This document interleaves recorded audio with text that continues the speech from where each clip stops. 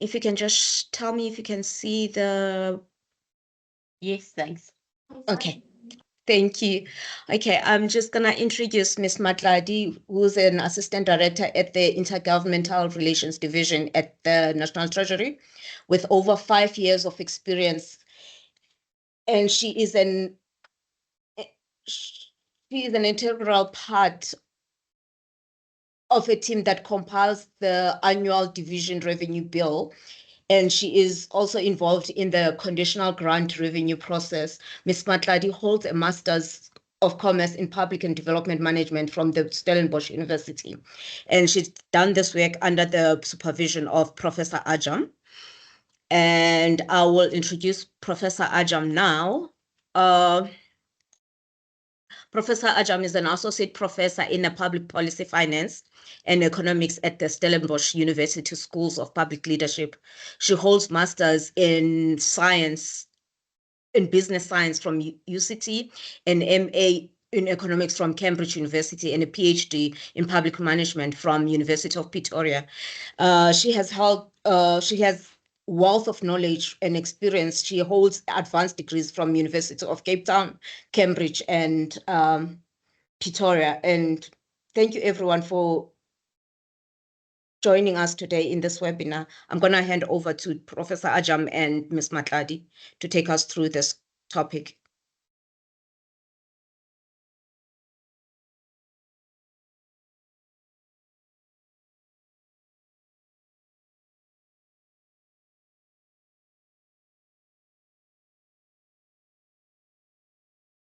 Tanya, you're on mute. Welcome and hello. Thanks so much. After all these years, the mute still gets me. I was saying that I'll share my screen, hand over to LL Wang to do the introduction. Then I'll come in on a general background on the local government equitable share and where it fits into the system of intergovernmental fiscal relations. And then I'll hand back to LL Wang to just delve deeper into the city of Tshwane, the findings and the recommendations. As Nobuntu mentioned, this is based on LL Wang's master's thesis. And then afterwards, we collaborated to bring the 55,000 words down to an 8,000 word journal article, which was very tough, but we succeeded, and this presentation is based on that. So I'm going to turn off my camera and share my screen, and then it will be over to you, LL. Is it visible? Yes, Prof. Thank you so much. You can go ahead. Good afternoon, everyone. Thank you, Prof, and thank you, Nobuntu. I think as Nobuntu had already indicated, I'm not alone today. I'm with someone who needs no introduction. My name is Elelwang Matladi, and today, Prof and I are very pleased and very much honored to be able to be presenting this body of work with you. This is something that we worked on tirelessly, I think from mid-2022. That's when the groundwork really started going in. So today we will be taking you through the funding free basic services through the Local Government Equitable Share. We specifically used the city of Tshwane as a case study, and this is because they were a metro, and we thought it might be a good place to start to see how a metro would actually be delivering the free basic services to the people within its jurisdiction. So the free basic services policy was first introduced back in 2001 with the main aim to promote poverty alleviation for indigent households. However, even though the policy was introduced over 2 decades ago, we still find that millions of South Africans still lack access to basic services such as water, electricity, and other essentials, despite the government's efforts with this policy. Currently, the National Free Basic Services norms are 6 kiloliters of potable water per indigent household per month, 50 kilowatts of electricity per indigent household per month, while the sanitation and refuse removal is something that tends to vary from municipality to municipality. It's important to note that since the policy was first introduced over 20 years ago, the norms have remained unchanged since the program's inception. When we looked at the research objectives of the study, so mainly we wanted to analyze the assumptions underpinning the free basic services policy. We also wanted to evaluate the level of provision of free basic services to indigent households within the city of Tshwane and establish the extent to which the national allocations, which come through via the local government equitable share, cover the cost of providing these services. So in instances where we anticipated finding divergence between those two costs, the study further explored the factors that were contributing to that. So due to the complex nature of free basic services, a mixed methods approach was then employed to undertake this body of work. So on the qualitative aspect, we looked at budget documents as well as the data that's reported on by municipalities on the local government database. And then for the qualitative aspect, we undertook 7 expert interviews. So we interviewed people from the city of Tshwane itself, which was our case study. And we also interviewed people from the National Treasury, the Department of Cooperative Governance, the South African Cities Network, as well as the Department of Cooperative Governance. So Prof will come in on the next few slides, just taking you through the evolution as well as some of the administrative barriers. And as she had stated, I'll come back later on the implementation of the policy itself within the city of Tshwane, the findings as well as the recommendations. Thank you, Prof. Over to you. Thanks, Ella1, and to the participants. If you have any questions or comments, please feel free to put them in the chat as we go through the presentation. And then once Ella1 has finished, we'll be able to respond to you. So I'll move on to the next slide, which is the evolution of the local government equitable share. So to just give some background to those of us who are not familiar with the intergovernmental fiscal relations structure of South Africa, we need to start from the fact that the right to water is enshrined in the Constitution of South Africa, and it's justiciable. That means that if communities don't get that right, they can actually go to the Constitutional Court in order to enforce that. So because there is a justiciable socio-economic right to water, it's important that it gets funded by the fiscal system. And so in Section 214 of the Constitution, provision is made such that the local government sphere gets an equitable share of revenue raised nationally to enable it to provide basic services, including free basic services. So we will recall that the most buoyant revenue sources are actually at national government level, collected by SARS, such as personal income tax, corporate income tax, and VAT.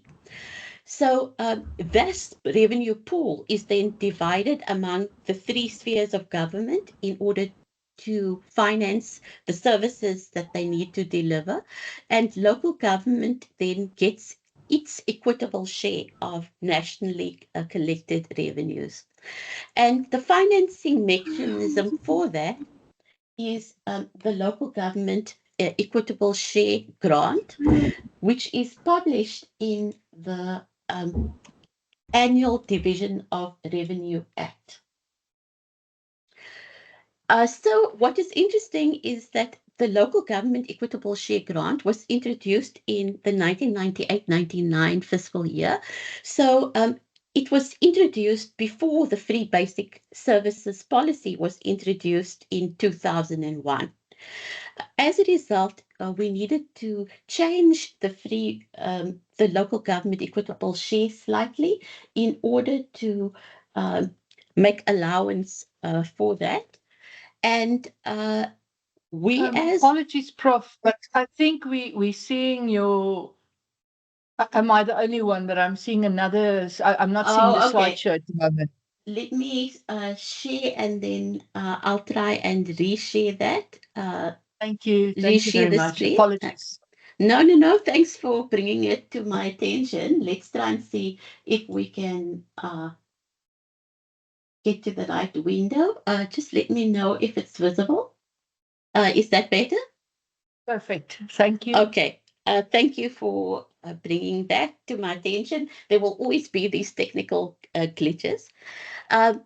So what is interesting is that when the local government equitable share was introduced in 1999, it focused on the capital cost of service infrastructure in order to deliver basic services.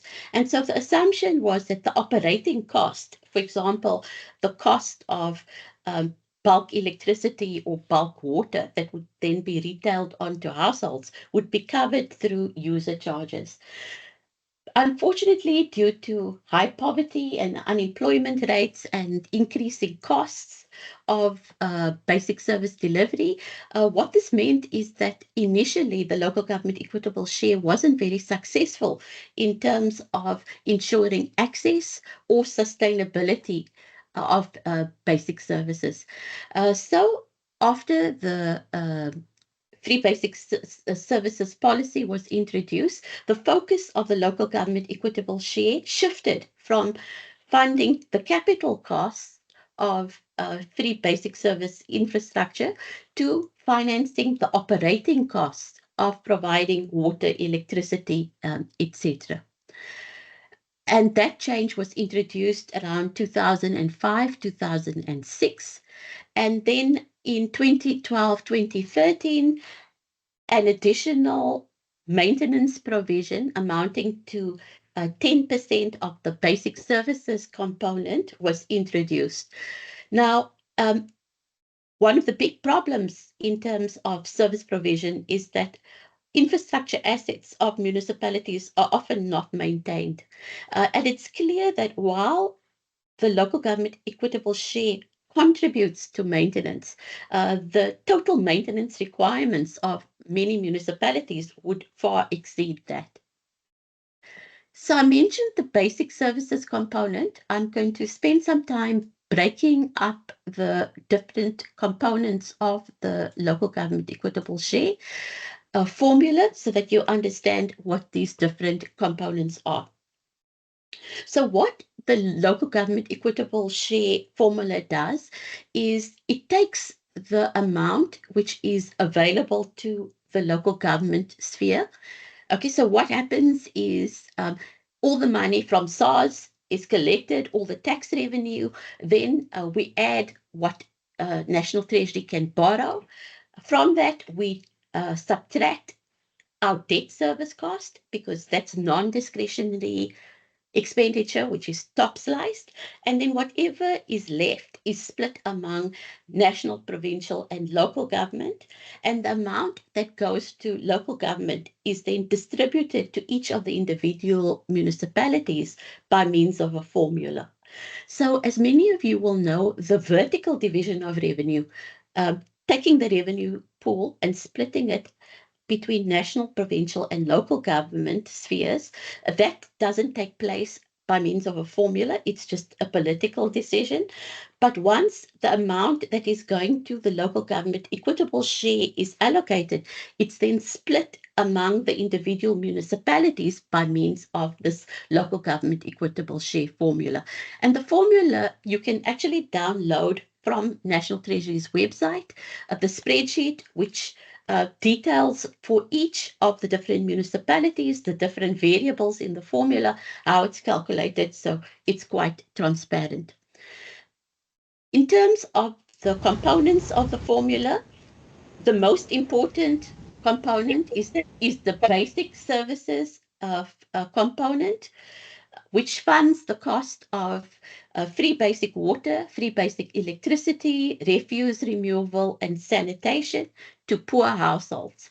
This is the most important component. It comprises just over 80% of the local government equitable share, and we'll be spending more time breaking that down in detail. But there's also a much smaller institutional component, which subsidizes partially the basic cost of running a municipal administration. This only amounts to 7.4% of the local government equitable share.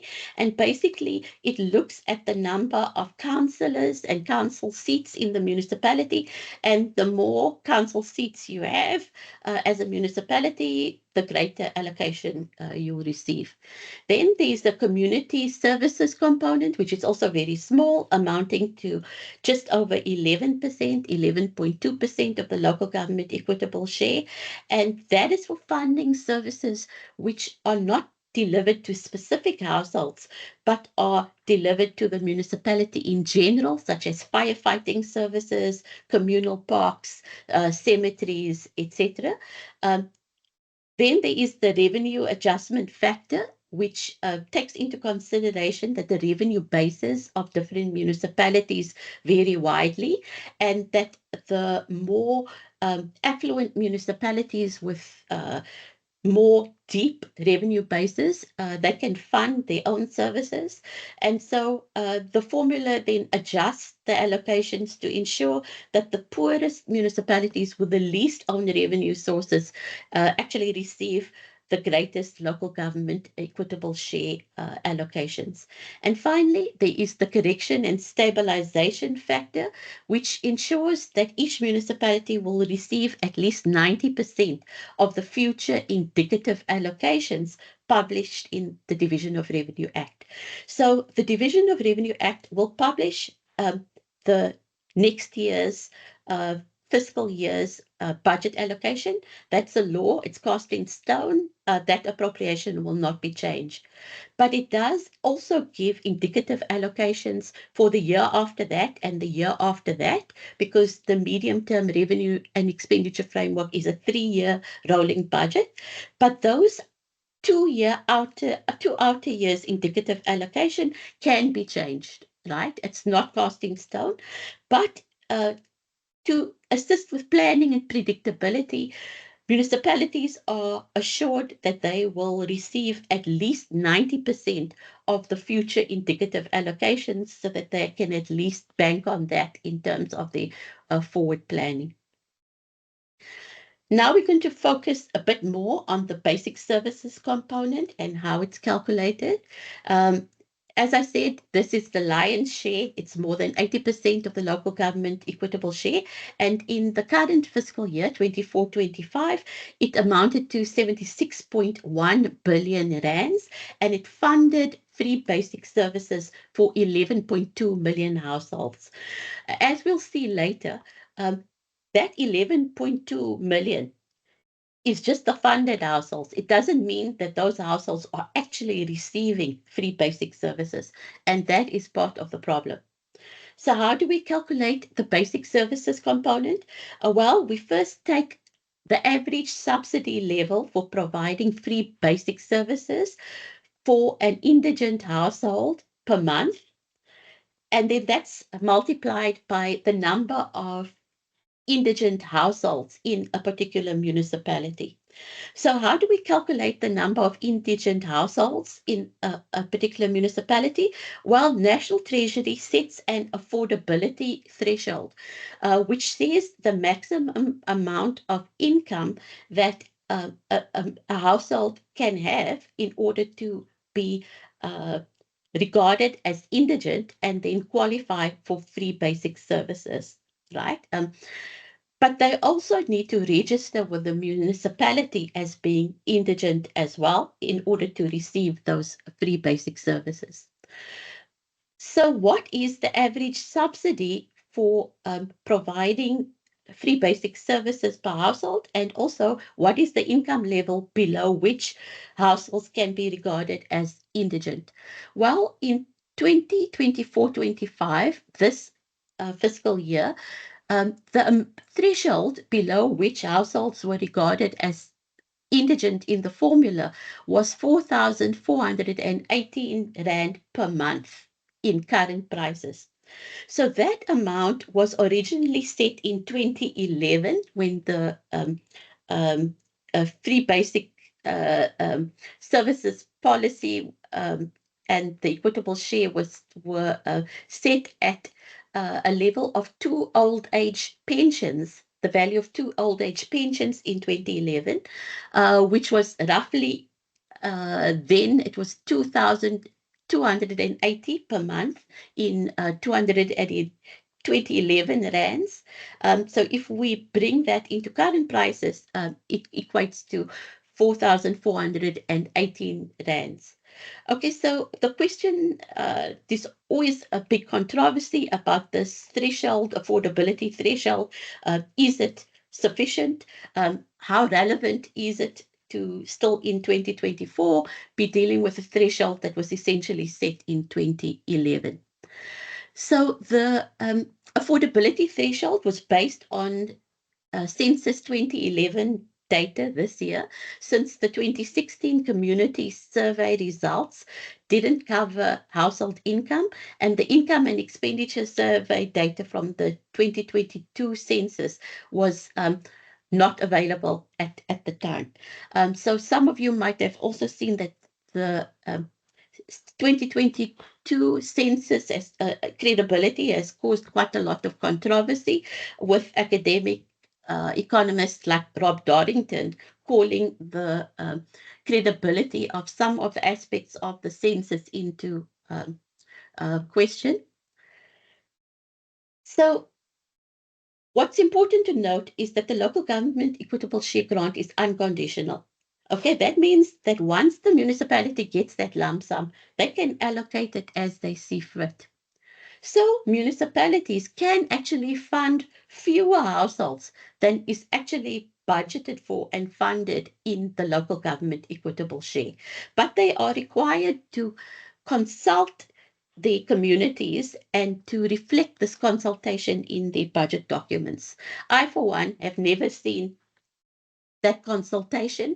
And in my opinion, most municipalities don't provide that explanation of why they are funding fewer free basic services to households than what is actually financed by the local government equitable share.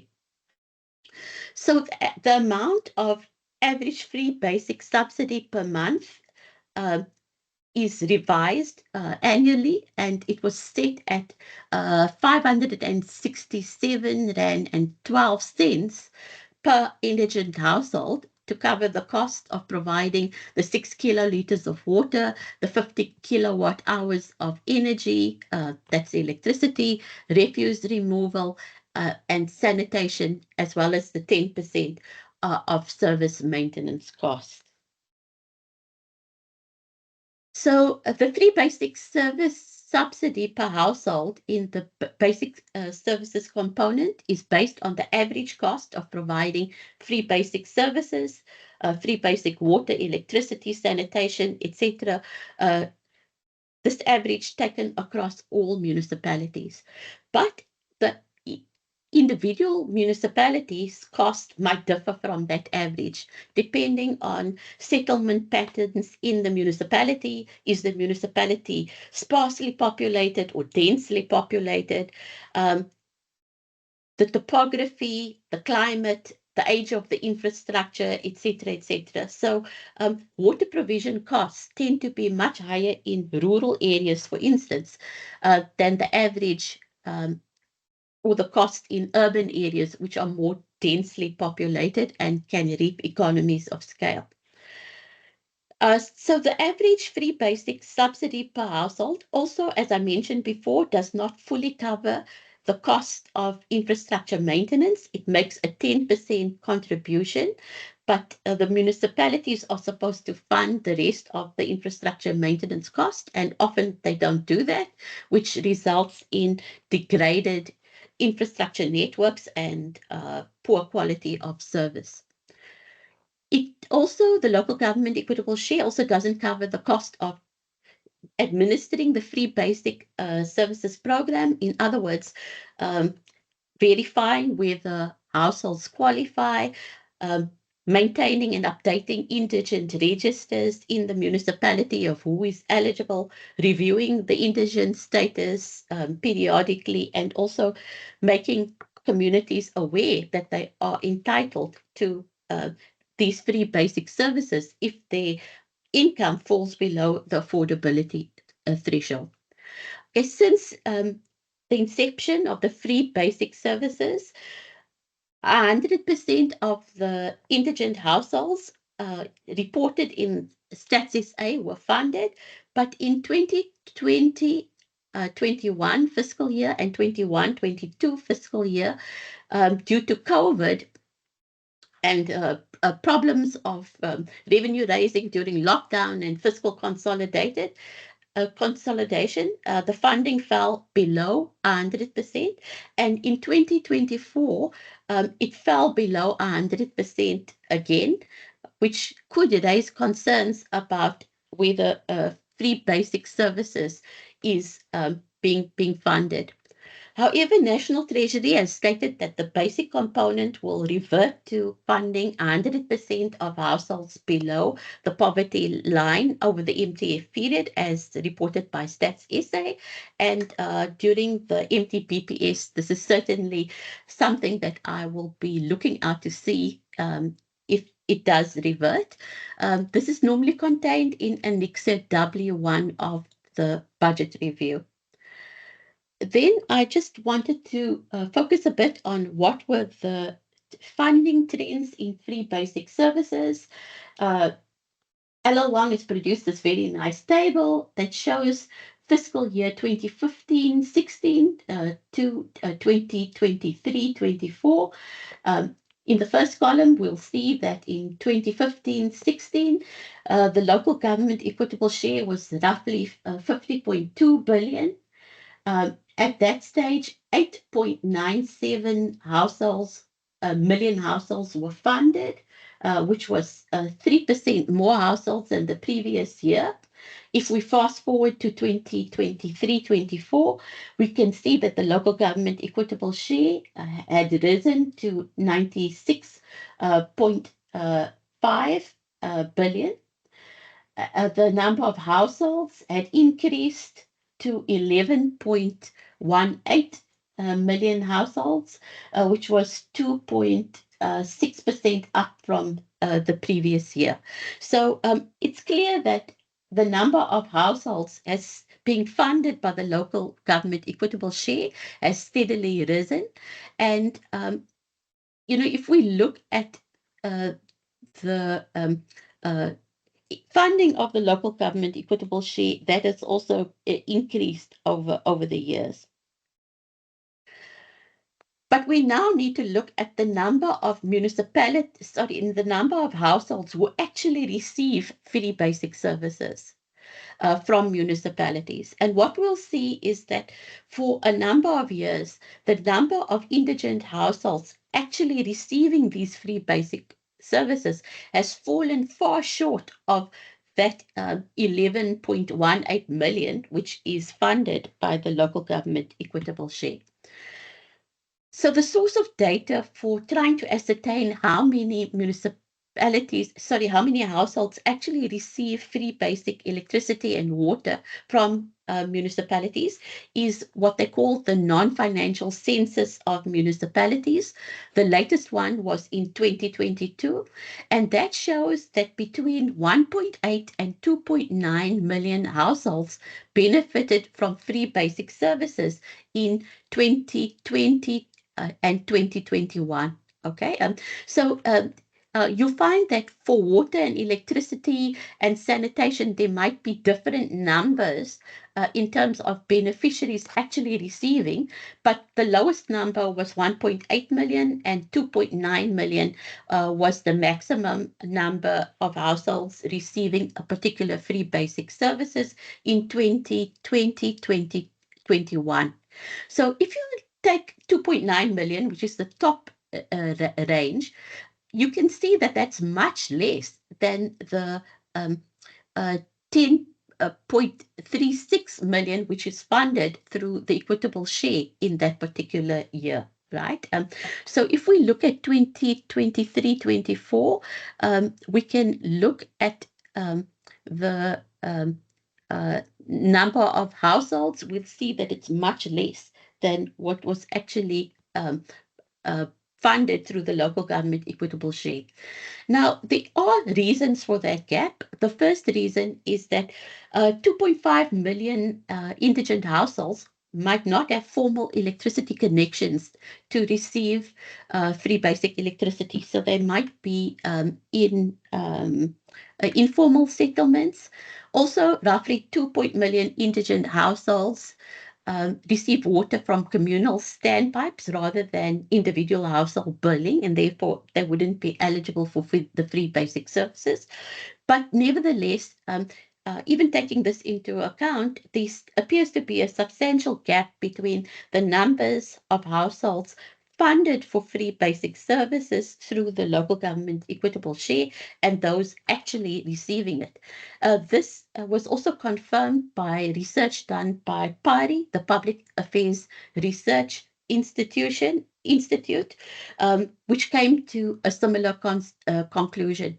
What is interesting is that from this, it appears that the main constraint to expanding free basic services at municipal level is not financial, because the local government equitable share appears to provide more than sufficient funding, given the number of indigent households out there. One of the reasons why the number of households actually receiving services, free basic services, falls below what is budgeted for in the local government equitable share is that municipalities also require poor households to register as indigents.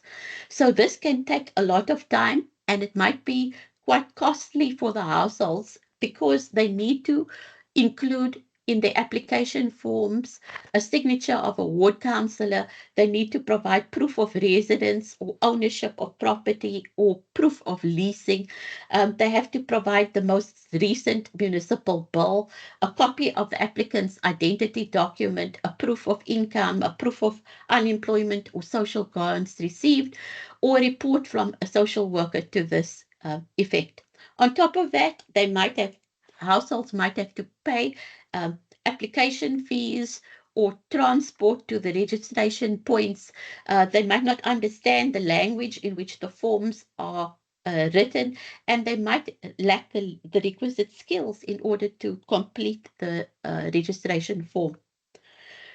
Municipal indigent policies tend to focus primarily and almost exclusively on formal housing rather than on informal housing, for example, backyard dwellers. And some municipalities make it compulsory for the indigent household to own their own house, which wasn't the original intent of the free basic service policy when it was introduced. PARI's research has also indicated that municipalities have very little incentive to expand free basic services and a financial incentive not to. Okay, by that, I mean, if the municipality doesn't expand free basic services, then they can use the unconditional money in the local government equitable share to finance whatever their priorities are as a municipality, which are seen as politically more high priority than free basic services because it's an unconditional grant.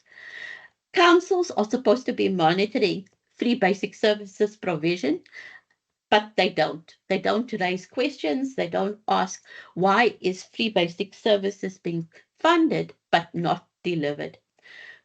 There's also a problem that different departments monitor different aspects of free basic services. For example, water will be different from electricity, will be different from sanitation, etc.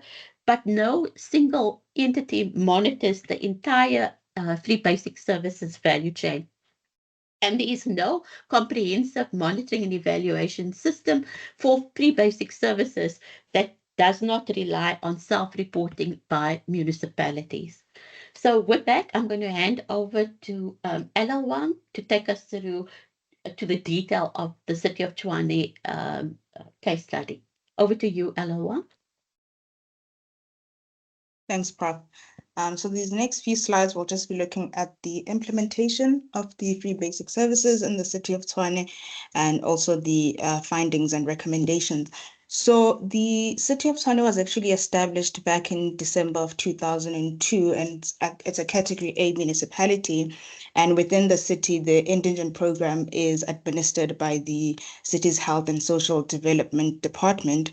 So what the city has done is that they offer 12 kiloliters of water per month to each indigent household, 100 kilowatts of electricity per month, a refuse bin for refuse removal. There's also that 100% rates rebate on the property value and refuse removal. So what's important to note here is that the city actually offers double the service levels that the minimum norms are actually prescribing. However, they are within their rights to do that. There is nothing preventing them from offering more. As Prophet already mentioned, that municipalities actually have a qualifying criteria that households need to meet before they can be registered or considered as indigent. So the city of Tshwane is no different. They also have certain qualifying criteria, which is basically that the owners, the people registering should be the owners of the property that they reside in, should be over the age of 18, and things like being a South African citizen. So something that the city has done, given that it spans across 7 regions, so they've actually decentralized the registration process for indigent services, which is something that they are doing in order to bridge that gap between the households that actually do come forward to register and the households that are actually funded in the LGS. However, we will see in the presentation, as Professor already mentioned before, and also in the next slides, that there are some challenges that actually make it difficult to bridge that gap, but this is one of the city's efforts in bridging that gap. So once the indigent households are registered on the program, they are required to stay for at least a minimum of 2 years unless they are approved for voluntary exit by the city. Something that the city also does is making indigent households actually participate in local economic development activities, such as the EPWP program. So they're doing this in order to balance the social support aspect of offering the free basic services with economic empowerment. So EPWP programs offer a low wage opportunity for social protection and as a means of generating income for indigent households while also developing their skills and creating public value. Next slide, please, Prof.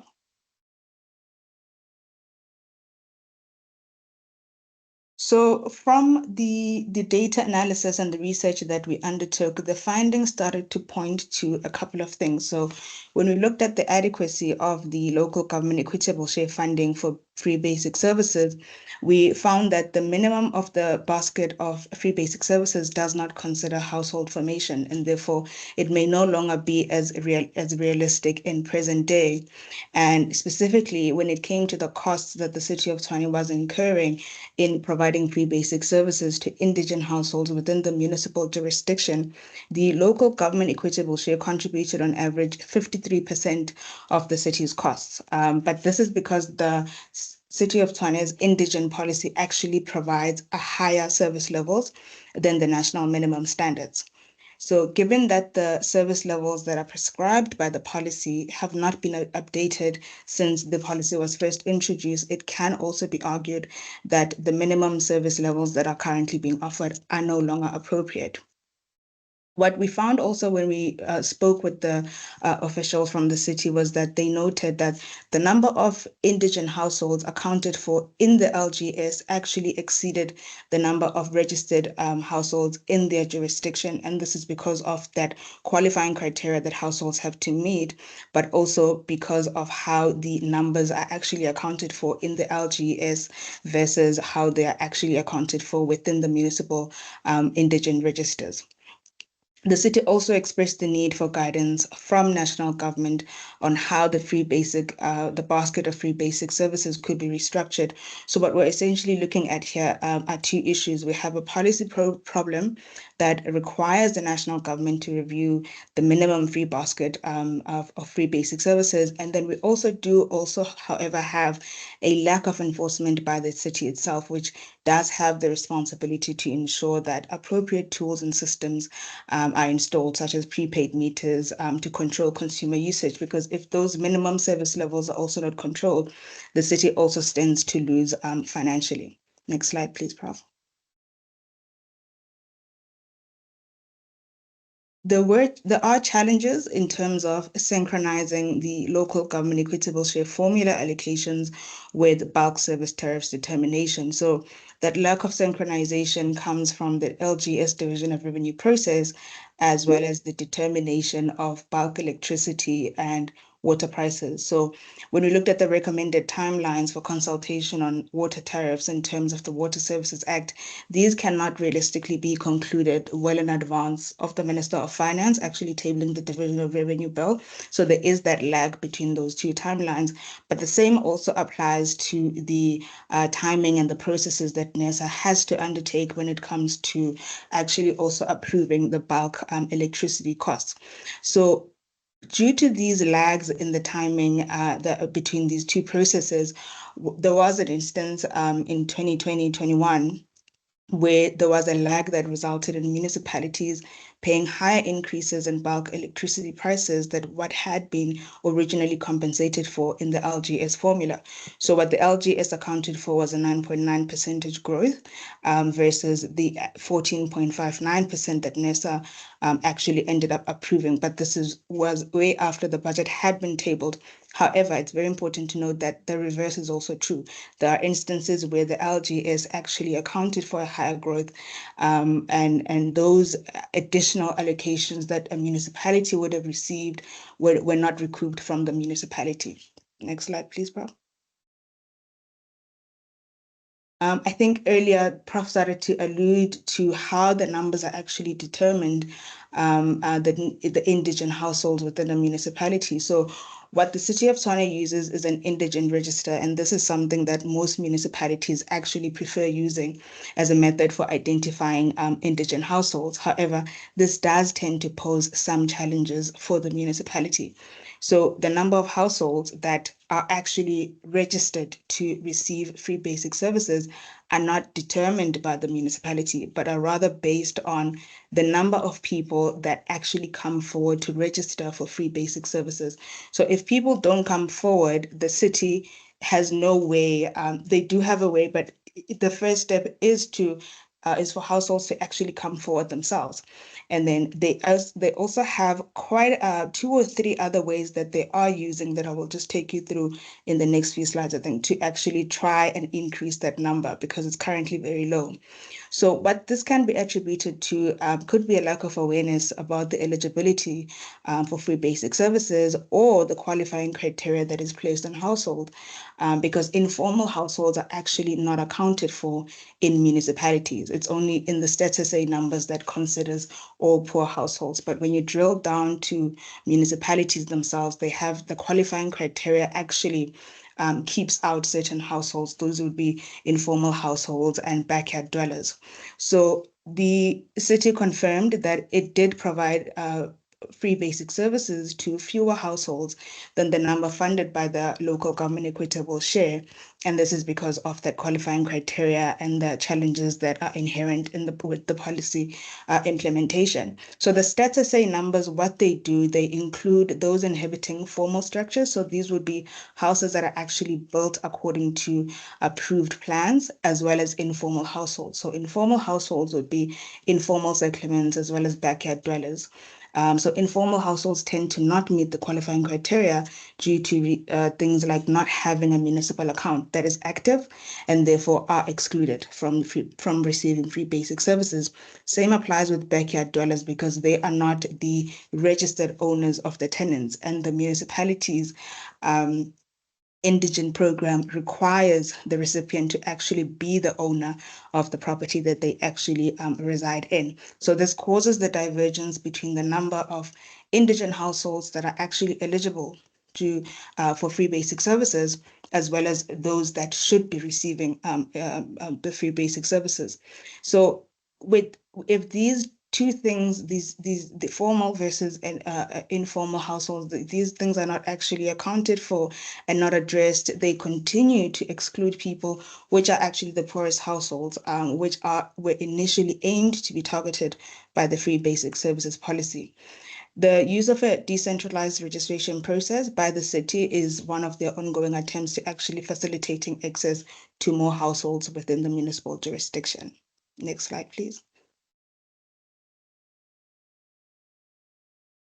When it came to targeting households for free basic service provision, the non-registration of indigent households actually led to the under-expenditure of the LGS, and this was something that actually caught the attention of the Auditor General What the city has been doing to actually mitigate this challenge is use what they call a self-targeting approach to reach more indigent households. And this is something that the Property Rates Act actually allows. So within the city of Tshwane specifically, any household that is valued at 150,000 Rand or less, they automatically get registered for free basic services.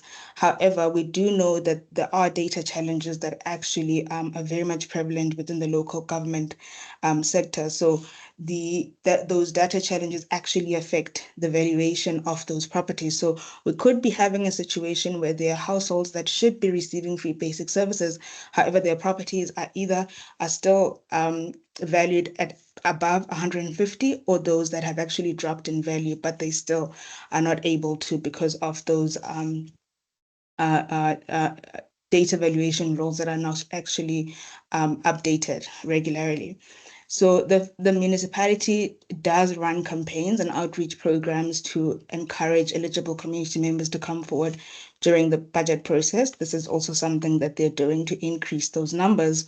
So this has had a level of success attached to it for bridging that gap between the number of registered households in the municipalities indigent register and the indigents reported by Stats SA, as well as those funded by the LGS, as well as trying to address those concerns that the AG raised, but it has not been fully effective. Again, it goes back to the formal versus informal households. So the numbers will never match up until those two areas of concern are actually addressed. The city also uses social workers to assist households in the registration process for free basic services. However, the capacity of those social workers is something that would need to also be looked into, as well as how well informed they are about the City of Tshwane's free basic service program and whether they can communicate effectively in the languages predominantly spoken in communities in a particular region of the municipality. Next slide, please.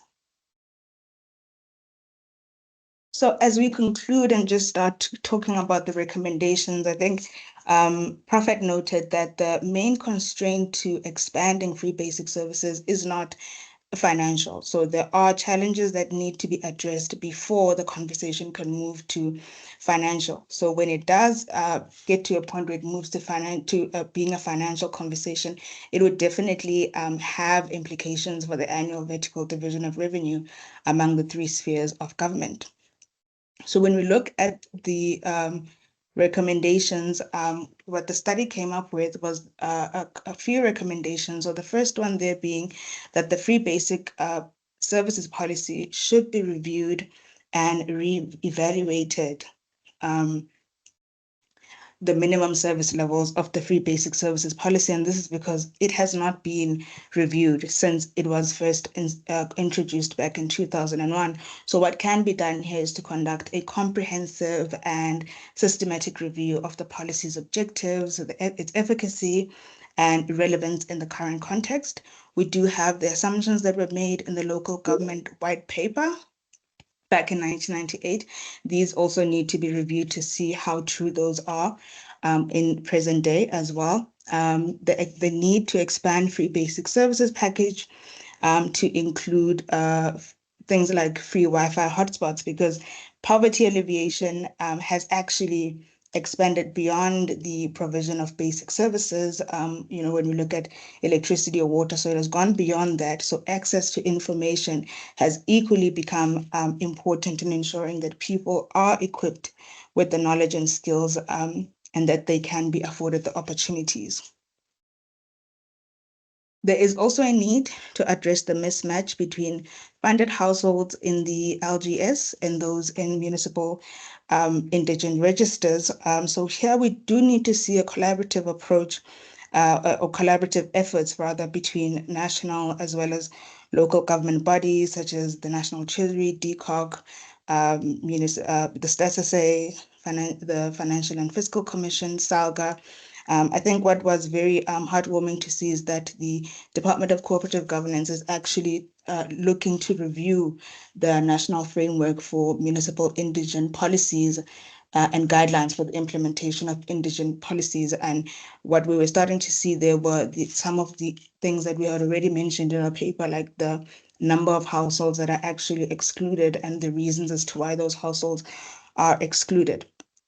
So we also know that councils actually play a very important role when it comes to the oversight over the provision of free basic services. And this is something that actually needs to be revisited as well, because councils actually are the ones who give the final sign off on municipal IDPs.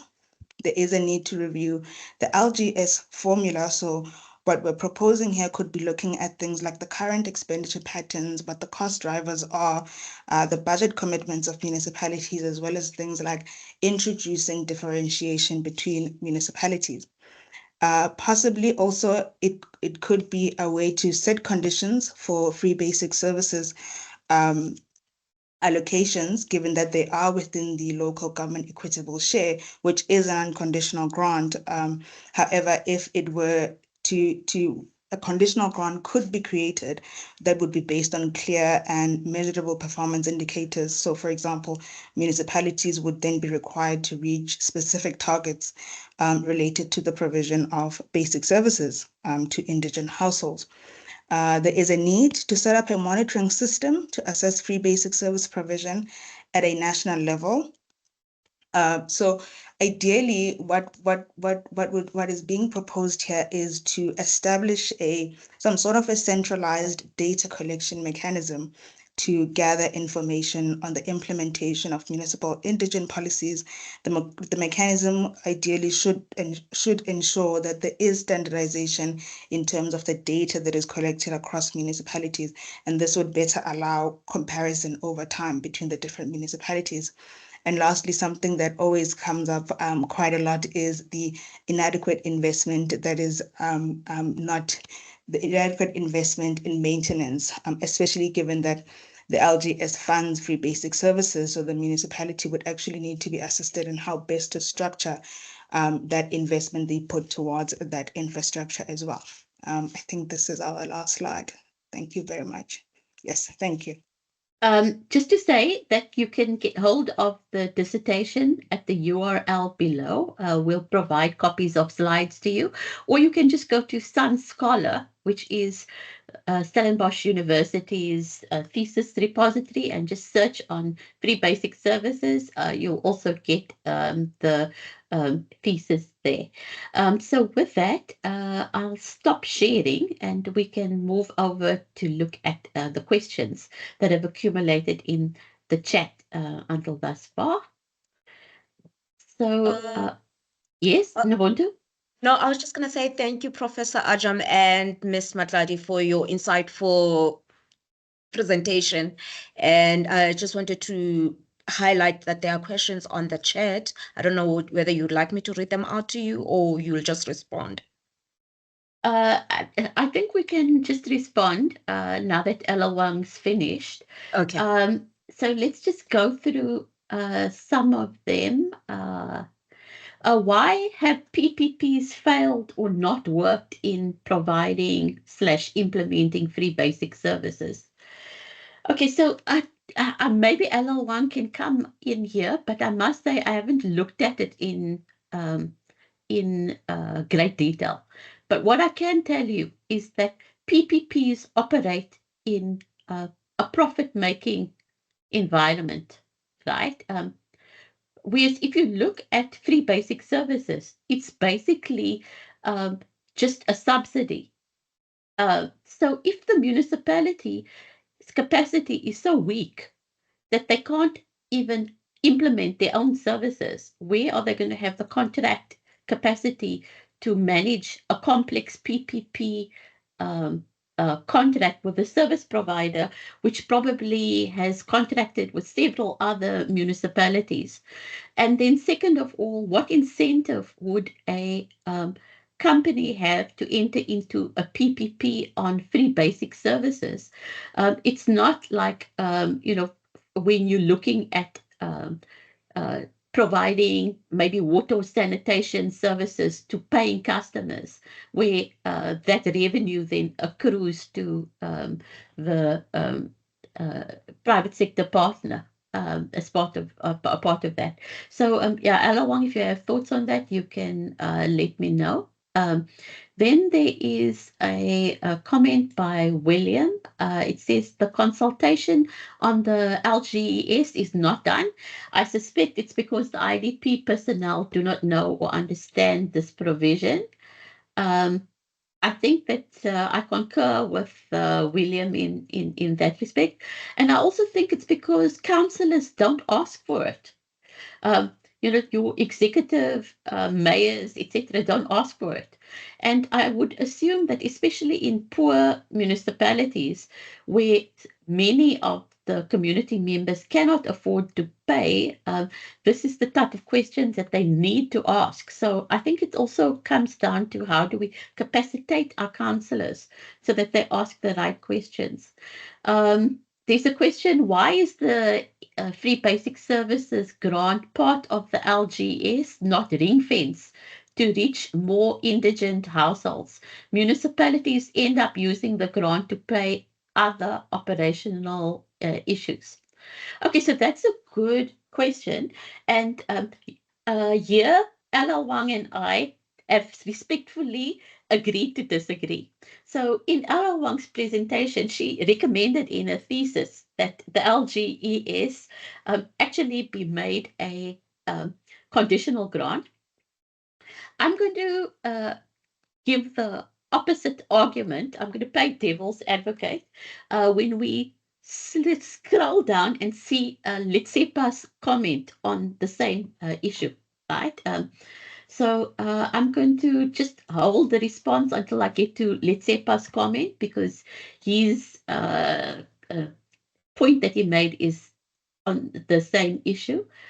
Then is the question from Rachel Mukuze. To what extent is there collaboration between municipalities, the Department of Human Settlements, and other departments like ESCOM, DPW in this regard, consolidating resources for free basic services? So, Anna Wang, maybe you can come in here with that one.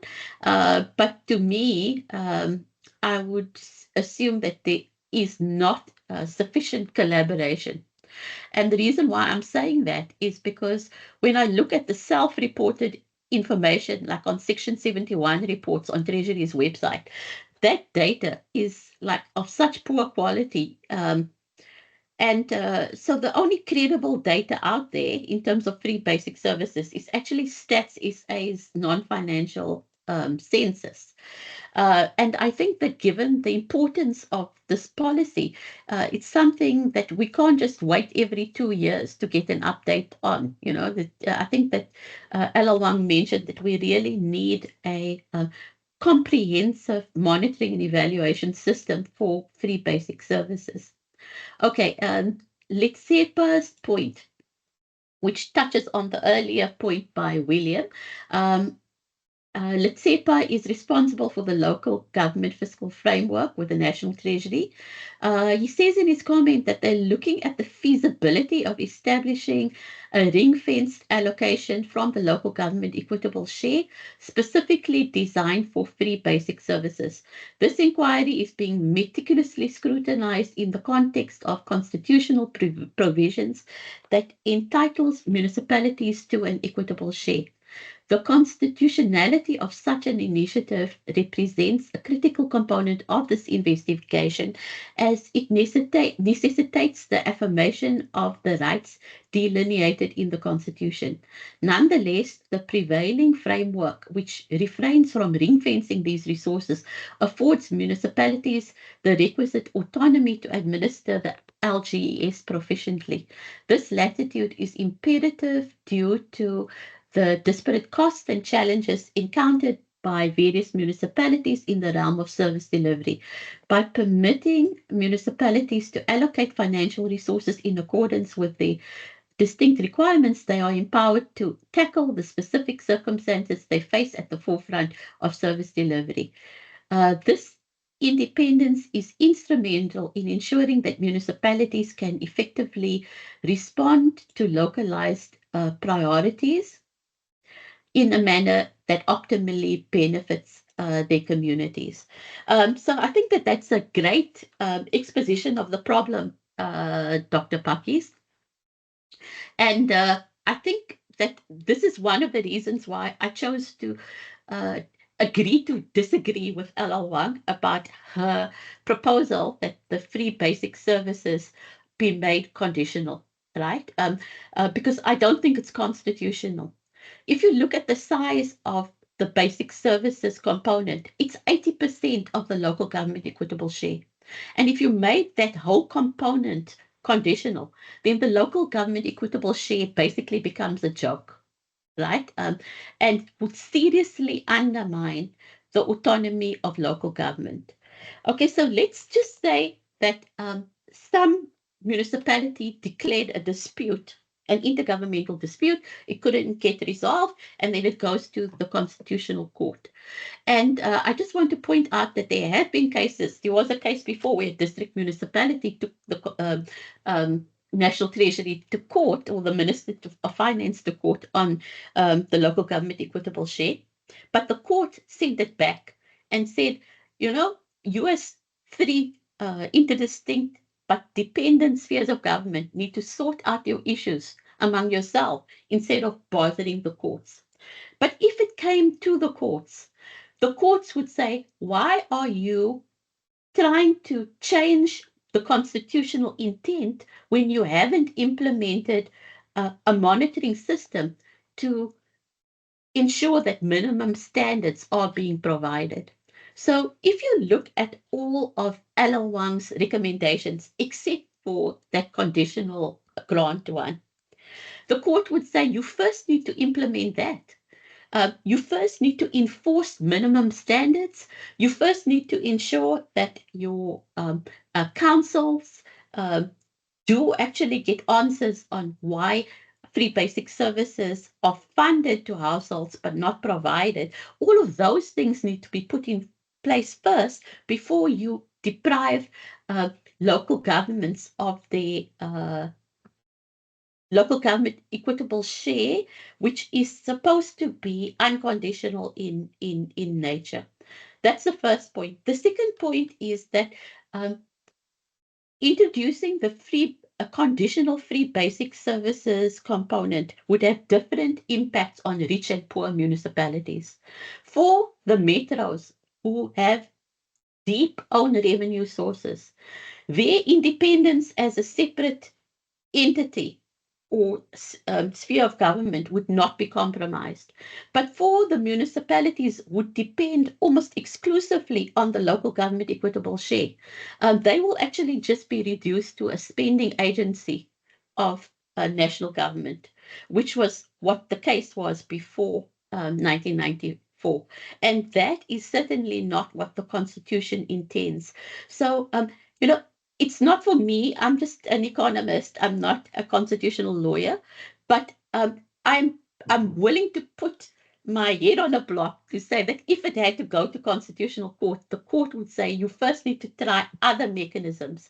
So, for instance, as LL Wang mentioned, the issue that people in informal settlements and backyards are excluded. That's an issue of free basic services policy. That's not an issue of the local government equitable share. So if I were the courts, they would say first go back and sort that before you go and try and introduce conditionality. Okay, but that's just my opinion. Let's move on to other questions. Here is a question saying, shouldn't the Provincial Department of Human Settlements come into providing the free basic services in informal settlements, especially in the metros? They have the biggest chunk of informal settlements. So I must say that I am not too certain about the funding arrangements for informal settlements at provincial level. So maybe Ella Wang, if you have any thoughts, you can come on that. Moving on to Elaine's question, how are the qualifying criteria determined by law or discretion of the municipality? I note that child-headed households where the head of the household is younger than 18 will also be excluded. Yes, child-headed households are excluded. And in terms of who determines eligibility to become an indigent household or to register as an indigent household, there is a national policy on indigent households, right? But the discretion is left to the individual municipality. So the argument for that is so that individual municipalities can ensure that whatever level they set, it's actually affordable. But in my opinion, I think that there is far too much discretion allocated to decide who should be and who should not be. And this is something that I would want to fix before I try and introduce conditionality to the local government equitable share. Okay, then William agrees with the review of the policy. Okay, Letsepa is saying you're showing a significant discrepancy between the number of indigent households funded by the LGS and those registered by the municipalities, as in Tshwane's case.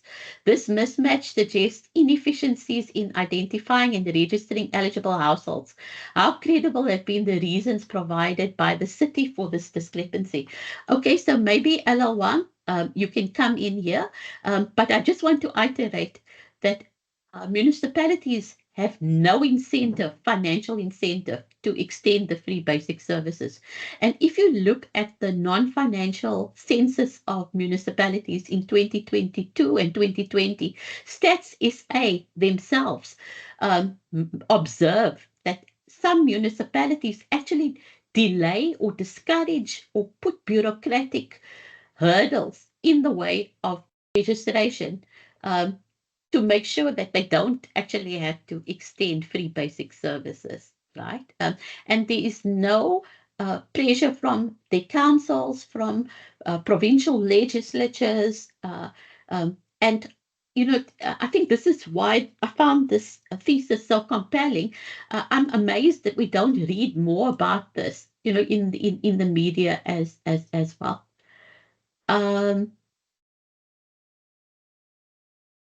Let me see if there's anything else. The MFMA report leaves a lot to be desired. Both local government financial management and governance requires a paradigm shift. Absolutely, cannot agree more. LL1, can I hand over to you to share your observations at this stage? Thanks, Prof. I think I'll just start right here at the bottom on the question raised by Dr. Pakis there on the credibility of the reasons that are cited by the municipality. So I think in terms of the credibility, that can always be questioned, right? But I think what was interesting when I sat down with the officials from the city was that they were very upfront to say, look, we are not spending all of the basic services component allocation on free basic services, and these are the challenges we are facing. However, as a city, we also have our own type of efforts that we're trying to actually introduce or already that we're doing, such as the self-targeting approach to actually identify more indigent households. Something that they were also working on to actually increase the number of registered households was they were looking into reviewing their qualifying threshold. So in terms of 2023 numbers, their qualifying threshold was sitting at 4,216, and they actually expressed that they were looking at increasing that because there are households that may have fallen below, that might actually be slightly above that affordability threshold. However, due to the last few years with things like COVID, more households might actually be in need. So I cannot vouch for the municipality's reasons, but I think their openness and willingness to actually just put their cards on the table and to express that we are in trouble with the AG, and these are some of the things that we have been doing to actually address those concerns, but their numbers can actually never be too high due to the issue of formal versus informal settlements. I think, Prof, there was also a question about the funding flows between the Provincial Department of Human Settlements with the municipalities. If I'm honest, I'm also not too certain about the arrangement there, but I think what is becoming apparent is the right people actually need to be in the room when this policy is actually reviewed, to actually address some of these challenges, to see the stakeholders that actually need to be a part of this and their different roles that they need to be playing. Thanks, Prof. Okay, great. Let's just ask if there's any final questions, burning questions that people have. Please feel free to raise your hand.